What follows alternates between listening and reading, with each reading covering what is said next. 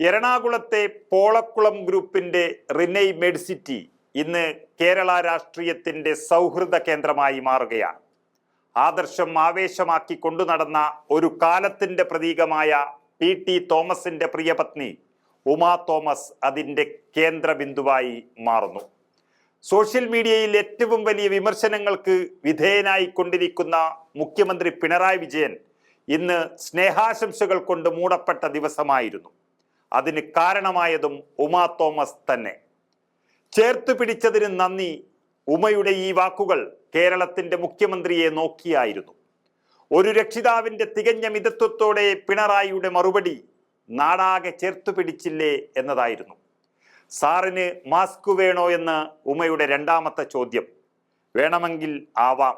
ഇപ്പോൾ ഡോക്ടർമാർ പറയുന്നത് മാത്രം കേൾക്കുക, അവരെ അനുസരിക്കുക, ബാക്കിയെല്ലാം പിന്നീട്. ഒരു കുട്ടിയെപ്പോലെയെല്ലാം ഉമാ തോമസ് അനുസരണയോടെ കേട്ടിരുന്നു. പല്ലും നഖവും ഉപയോഗിച്ച് ഒരു കാലഘട്ടം മുഴുവൻ പൊരുതിയവരാണ് പിണറായിയും PT തോമസും. തൃക്കാക്കരയുടെ മണ്ണിൽ ഉപതെരഞ്ഞെടുപ്പിലൂടെ വിജയിച്ചു വന്ന ഉമാ തോമസും ആ പോരാട്ട വീര്യം ഒട്ടും കുറച്ചിട്ടില്ല. ഒരുപക്ഷെ നിയമസഭയിൽ പിണറായിയെ ഇതുപോലെ ആക്രമിച്ച ഒരു MLA PT തോമസ് അല്ലാതെ മറ്റാരും ഉണ്ടാവില്ല. പക്ഷേ ഇന്ന് സ്വന്തം മക്കളെ പോലും വളരെ സ്നേഹപൂർവ്വം ഉമാ തോമസ് പരിചയപ്പെടുത്തുകയും മക്കളെ വലിയ വാത്സല്യത്തോടെ ചേർത്ത് നിർത്തുകയും ചെയ്ത പിണറായി സത്യത്തിൽ കേരളത്തിന് പുതിയ കാഴ്ചയായിരുന്നു. ജവഹർലാൽ നെഹ്റു സ്റ്റേഡിയത്തിന്റെ 16 അടി ഉയർച്ചയിൽ നിന്ന് വീണ ഉമയെ വീഡിയോ വഴി കണ്ട ഞെട്ടലുളവാക്കുന്ന കാഴ്ചയും മുഖ്യമന്ത്രി അവിടെ വിവരിച്ചു.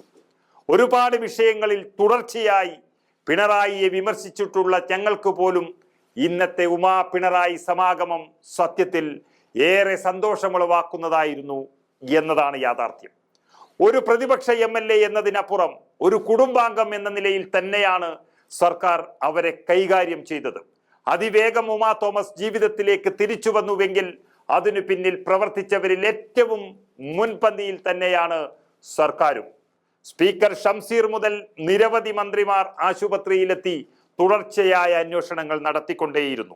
കോട്ടയം മെഡിക്കൽ കോളേജിൽ നിന്നും പ്രത്യേക ഡോക്ടർമാരുടെ സംഘത്തെ തന്നെ അതിനുവേണ്ടി നിയോഗിച്ചു.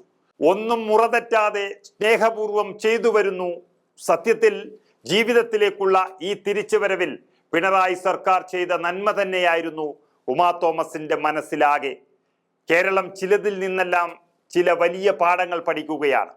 പ്രത്യയശാസ്ത്രപരവും വിഷയാധിഷ്ഠിതവുമായ വിമർശനങ്ങൾക്കപ്പുറം രാഷ്ട്രീയ ഭൂമിക സ്നേഹത്തിൽ അധിഷ്ഠിതമാകണം എന്ന വലിയ പാഠം. രണ്ട് രാഷ്ട്രീയ പാർട്ടികളിൽ പരസ്പരം വിമർശനത്തിന്റെ തീയമ്പുകൾ പായിച്ച രണ്ടുപേരുടെ കുടുംബങ്ങളിൽ ഒരാൾക്ക് ഒരു വലിയ അപകടം സംഭവിച്ചപ്പോൾ രാഷ്ട്രീയം നോക്കാതെ പ്രവർത്തിച്ചത് വലിയ സംഗതി തന്നെയാണ്. പരസ്പരം കലഹിച്ചു മരിക്കുന്ന അണികൾക്കും ഇതൊരു നല്ല കാഴ്ചയാണ്. ഒരു കാലഘട്ടത്തിന്റെ പാശ്ചാത്യ രാഷ്ട്രീയത്തിൽ മാത്രം കണ്ടു ശീലിച്ചിരുന്ന ഈ നല്ല രാഷ്ട്രീയം ഉമാ തോമസിന്റെ അപകടത്തിലൂടെ കേരളത്തിലും മുളപൊട്ടുകയാണ്. ഒരുപക്ഷെ മാനവികതയ്ക്കും വികസനത്തിനും സാംസ്കാരിക ഉന്നമനത്തിനും ഒരുമിക്കേണ്ട രാഷ്ട്രീയം അതിൻ്റെ അതിർവരമ്പുകളെല്ലാം ലംഘിച്ച് വ്യക്തിപരമായി മാറുന്ന കാഴ്ച കുറെ നാളുകളായി നമ്മൾ കണ്ടുകൊണ്ടിരിക്കുന്നു. അത് മാറുക തന്നെ വേണം. ഗോപൻ സ്വാമിമാർ സമാധിയായ ഒരു ദിവസം കേരളത്തിലെ ചാനലുകൾ തത്സമയം അത്തരമൊരു വാർത്ത തന്നെ നൽകിയ ദിവസം ഈ കൂടിക്കാഴ്ചയിൽ നന്മ കാണാതെ പോകുന്നത് കേരളത്തിന് ഒട്ടും ഭൂഷണമല്ല. കേരളത്തിന്റെ രാഷ്ട്രീയ ചൈതന്യം സമാധിയടയാതെ സൂക്ഷിക്കാൻ ഇത്തരം നല്ല കാഴ്ചകൾ കൂടി നമ്മൾ ഉയർത്തിക്കൊണ്ടുവരേണ്ടതുണ്ട്.